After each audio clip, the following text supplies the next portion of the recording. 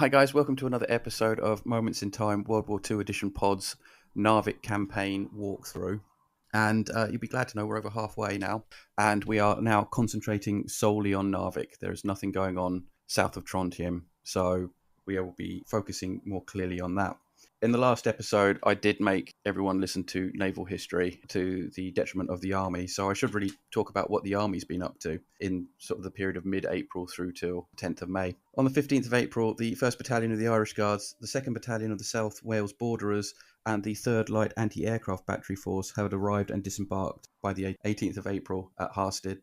General Maxey has gone on a personal reconnaissance aboard the cruiser HMS Aurora to get an idea of the lay of the land, and he's returned on the 20th of April. He was certain that the flat ground means that the Navy would not be able to sight German defensive positions that easily, and so could not completely and effectively dominate the area, which Admiral Cork thinks that they can do. And the idea of the army breaking out of open boats and landing in 6 foot of snow into hidden German heavy machine gun and anti-tank positions means that they're going to suffer horrendous casualties. And he sort of quotes that he doesn't want this to be another Passchendaele, but in any snow. He also suggests that any attempt of the sort would involve not the neutralisation and destruction of the enemy, but of the 24th Guards Brigade, which, as Churchill has also said, is the best brigade in the British Army. The Irish Guards were the closest to Narvik, and were in some villages about 10 miles from the town. The South Wales Borderers are in Scarland, 20 miles from Narvik, on the same road as the Irish Guards, and the Scots Guards were split in two,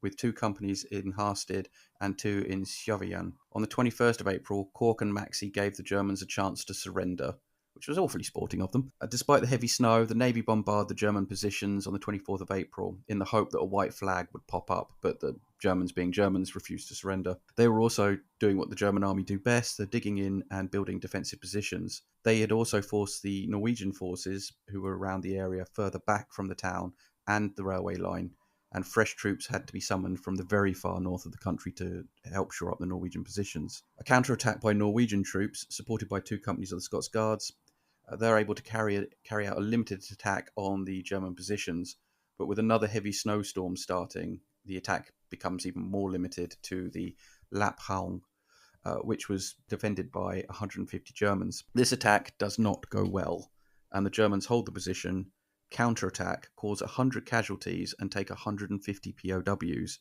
with only part of the Norwegian battalion able to escape.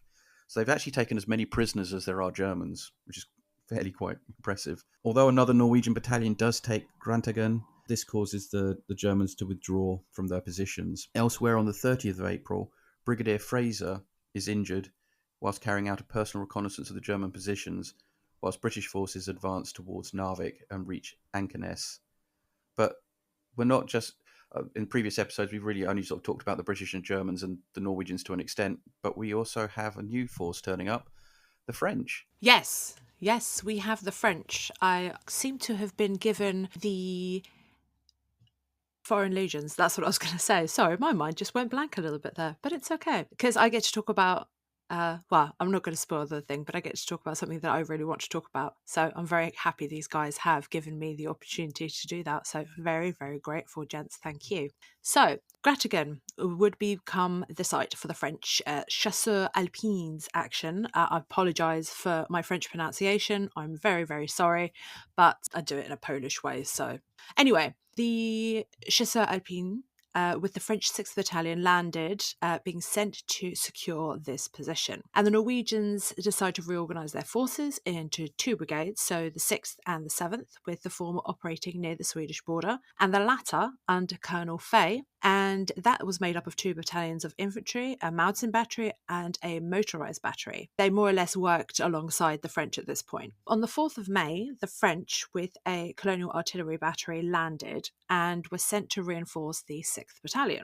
More French troops are sent in to repel a German force which had attacked from the mountains, but the naval guns forced a withdrawal, whilst the 12th battalions of Chasseurs Alpines came forward and relieved the South Wales Borderers. So we are going to come back to the French, but before we do so, we're going to talk a little bit about some of the strategic positioning, aren't we, Zane? We are indeed. So what we have is that Lieutenant General Claude Auchinleck of the Indian Army was appointed general officer commanding northern Norway. Now, what this does is it takes control out of the hands of Cork and, more importantly, puts it back into the army's control. Now, the fall of the South meant that more of an onus was needed for taking Narvik. It just makes it that much more important. They still needed to do it for the same reasons they wanted to do it a month before, but now it's more about regaining their face with the Swedish and Norwegian government. As such, they've also got to facilitate the Norwegians' ability to resist the Germans, and this requires equipment reinforcement. So we have a French light division, which was in Glasgow, and a third at Brest, were to be dispatched, along with the British 5th Infantry Division from France to Norway. This would be strengthened by the 6th Anti-Aircraft Brigade. Now, the French were concerned about the towns of Mo and Mosjøen on the road from Trondheim to Narvik. Now, Trondheim was the furthest north that the Germans would be able to manage to reach, and this lays about 360 miles away across very rough country, and it was considered to be pretty difficult or impossible for the Germans to be able to blitzkrieg it north along the road to reach Diedel's mountain troops. Now, all of that being said, it was still considered that a block should be sent to Mo and Scissor Force would be sent under Colonel Govens, and it was made up of the following independent companies. You had the 1st Lowland, 2nd Welsh, 3 East Anglian, 4 West Lancashire, 5 London, 6 and 7 Scottish, 8 Eastern, 9 Welsh, and the 10th. However, only the 1st through the 5th independent companies would be sent. So this brings up an interesting question. What are independent companies? Well, these independent companies each consist of about 3 platoons, with each being divided into 3 sections. They would also be assigned some Royal Engineers, Royal Corps of Signals, and Norwegian interpreters. They were each meant to have a section of 4 Bren guns, and they were designed to be self-supporting. They're raised especially from their home units, specifically for service in Norway, and they're equipped with alpine rucksacks, snowshoes, Arctic boots, sheepskin coats, and importantly, 4,000 pounds in cash. They're to be used in guerrilla tactics against the Germans. They would arrive on the 4th of May, and from the 4th and the 5th would move to Mosjøen to relieve the French. On the 10th of May, the Germans would send 300 men by coastal steamer to land at Hamnensberget, which is 15 miles from Mo, whilst 2 seaplanes would bring another 42. Now, number 1 company fought the Germans in a very determined struggle, but they couldn't hold the quayside and fell back into the countryside, having suffered 7 casualties. This landing threatened Gubbins' flanks, and he withdrew number 5 and 4 company. The 1st Scots Guards would be sent from Harstad to Bodo on the 12th of May to aid the defenses, and the Norwegians would attack Hamnensberget on the 11th, but though they made inroads into the town, they would also be repulsed. Now, for some of you listeners, if you were listening to the breakdown that I just gave to you of what independent companies look like, and you were thinking to yourself, this sounds oddly familiar, like commando companies during the war. You'd be correct in thinking that, because what you know of as Army commandos and even the Royal Marine commandos that are now just strictly Royal Marine commandos in the British military, this is where they come from. They get their beginnings as independent companies. They get their start very specifically for being Norway, and it's the lessons that they learn through this process of guerrilla tactics against the Germans and what they learned being in Norway during this attack on Narvik, that they're able to then take that back, bring it back, and begin to create the commando companies out of the independent companies. And one slight difference that they make is, instead of making it from specifically all the individuals from one home unit, this is when they turn it into volunteers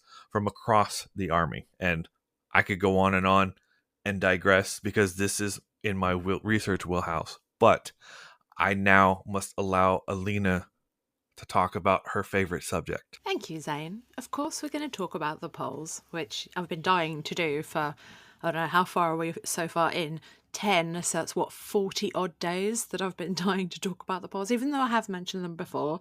I've mentioned them in, oh gosh, I can't remember, a couple of episodes back somewhere, and I said that I would continue on with this narrative, basically. So by now, we should know that in May of 1940, Poland is completely under a rule of terror by the Soviets and by the Germans. And lots of Poles have tried to escape and get to France because, well, that's where the Polish army currently is sitting. So we have the background set. Basically, Sikorski now believes, Sikorski, who, for people who don't know who Sikorski is, he was the general commander of the Polish army. He was already in France when the Polish invasion happened, and that's where he was gathering all of the Poles that were, getting out of Poland to be able to fight another day. So Sikorski believes that the Polish Highlanders, which is the Mounted Brigade, would be able to go to Narvik and assist in the fight. They're ready. Ish, they're ready to go. They want to fight. They can't fight against the Germans, so they want to go and fight somewhere else and, fight for freedom, which is what they're trying to bloody well do. Anyway, Churchill agrees that for, quote, symbolic reasons, the Poles should be involved, but the War Cabinet isn't quite as happy because they fear sending half, trained and equipped troops to the front line. The brigade was actually drawn from the 1st and 2nd Polish Infantry Division, which was mostly spread around Brittany, so they had to gather everybody up together and start training and giving them equipment. And the officers are also made up of some combat veterans, and 90% of the troops were war recruits. So we're going to talk about that in a second. Most of them had no experience of Arctic warfare, but more or less the French and the British didn't either. But I think what the Poles do have, which is what the French and the British don't, is that drive to fight for, their nation. They do begin their training for mountain warfare in February because they were preparing for that possible deployment to Norway because basically for the Allied operations prior to the German invasion. But this was done at a pace, it was, quite quick. And these troops by this point are exhausted. They're getting an average of 4 hours of sleep a day. So their training is just absolutely intense and pretty hardcore. So I have mentioned this bit before where the troops have come from. So some of them were formed of people getting out of Poland through Hungary, Romania, Bulgaria, and then getting themselves into France. And some came from the French-Polish communities. A lot came from the British-Polish communities. So from Britain, they decided to volunteer. And there are pockets of Polish people also dotted around the world. So places like Brazil, in the US, but they're more or less hesitant to join up to a Polish army at first. But we do, just a quick side note, we do see a Polish flight officer who gets shot down. I don't know if you guys remember from the podcast that we talked about with the one American plane that gets shot over Warsaw in 1944. Well, one of those guys was a Polish American, so he decided to join up to the American forces rather than the Polish ones. So they're not an independent force, and they rely so heavily on the French for their equipment, their training, the logistics, and they do not get artillery, tanks, or anti-aircraft guns, but they do have 25 millimeter, sorry, a bit of a mouthful there.